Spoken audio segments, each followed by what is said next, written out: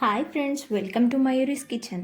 ఇవాళ మనం తోటకూరని మళ్ళీ తినాలనిపించేలాగా రుచికరంగా చేసుకోవడం ఎలాగో చూద్దాం రండి ఫ్రెండ్స్. ఒక పావు తోటకూర కట్టను తీసుకొని సన్నగా తరిగి పెట్టుకోండి.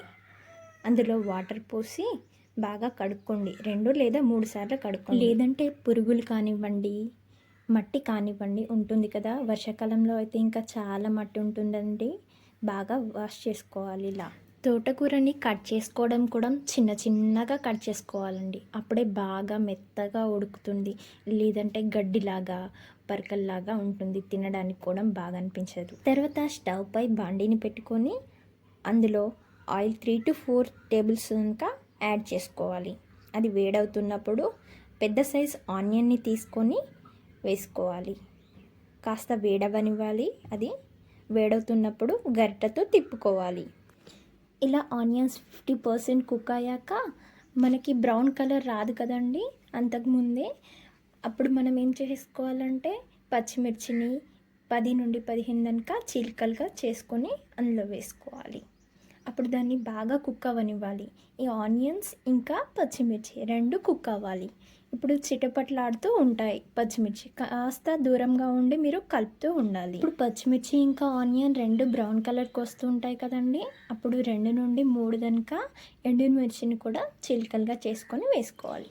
ఈ ఎండుమిర్చిని వేసుకోవడం అనేది మీ ఇష్టం అండి. వేస్తే వేయచ్చు, లేదంటే ఇంకా 3 నుండి 4 దాకా పచ్చిమిర్చినే యాడ్ చేసుకోవచ్చు. అది మీ ఇష్టం. ఇలా ఫ్రై అవుతున్న ఆనియన్స్లోకి మీ రుచికి సరిపడా ఉప్పుని వేసుకోండి. ఉప్పును వేసుకున్నాక ఒకసారి కలుపుకోండి. ఇప్పుడు ఈ ఉప్పునంతా కరగనిచ్చి ఇందాక మనం కడిగి పెట్టుకున్న తోటకూర ఉంది కదండి, అది తీసుకుని కొంచెంగా యాడ్ చేస్తూ ఉండాలి. ఇలా మనం తోటకూరని ఎప్పుడే కానివ్వండి కట్ చేసుకున్న తర్వాత వాటర్లోనే వదిలిపెట్టాలి 2 సార్లు కడుక్కున్నాక.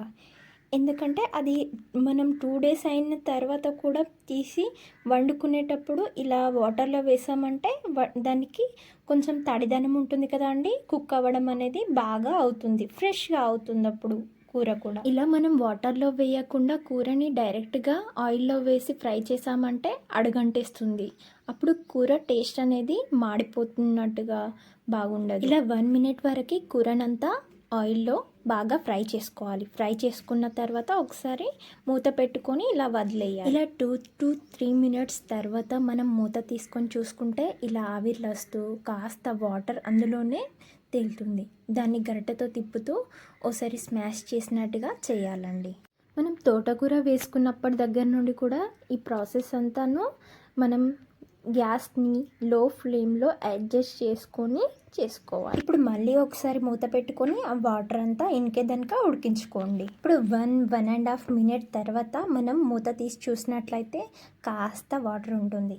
కాకపోతే అప్పటికి కూడా కూర అనేది బాగా ఉడకదు. కాబట్టి ఈ వాటర్ మనకి సరిపోవు కదండి, అడుగంటేస్తుంది. అందుకోసమని కొంచెంగా వాటర్ యాడ్ చేసుకొని మరోసారి కలుపుకోండి. మరోసారి మూత పెట్టుకొని 1/2 నిమిషం వరకు మనం కూరని ఉడికించుకుందాం. తర్వాత మనం మూత తీసి చూసినట్లయితే వాటర్ మొత్తంగా ఇంకిపోతుంది.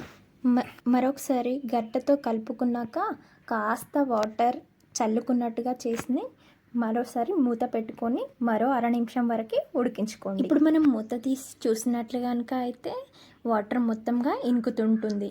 కాస్త వాటర్ ఉంటుంది కదా, అది అలాగే ఉండనిచ్చి 4 వెల్లుల్లి రెబ్బల్ని తీసుకొని కచ్చాపచ్చాగా దంచుకొని అందులో వేసుకోవాలి.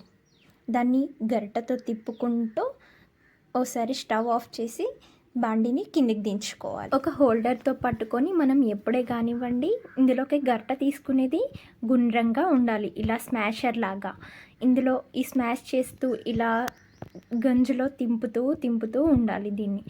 అప్పుడు ఇది మెత్తగా అయిపోతుంది కూర అంతా. ఇలా మెత్తగా అయిన తర్వాత మరోసారి స్టవ్ ఆన్ చేసుకొని గంజుని స్టవ్ పై పెట్టుకొని అందులో కొంచెం వాటర్ చల్లుకొని మరోసారి మూత పెట్టుకోవాలి. ఎందుకంటే ఇందాక మనం వెల్లుల్లి వేసాం కదా అండి, అది బాగా ఉడకదు, కారంగా వస్తుంది. అందుకోసమని మరోసారి ఉడికించుకుంటే బాగా ఉడుకుతుంది, రుచికరంగా ఉంటుంది. స్టవ్ ఆఫ్ చేసి బాండీ దించుకొని మరో బౌల్లోకి ట్రాన్స్ఫర్ చేసుకుంటే అంతేనండి, ఎంతో సులువుగా రుచికరమైన తోటకూర రెడీ. మా వీడియో కనుక మీకు నచ్చినట్లయితే లైక్ చేయండి, షేర్ చేయండి అండ్ సబ్స్క్రైబ్ చేయండి. గంట సింబల్ని నొక్కండి.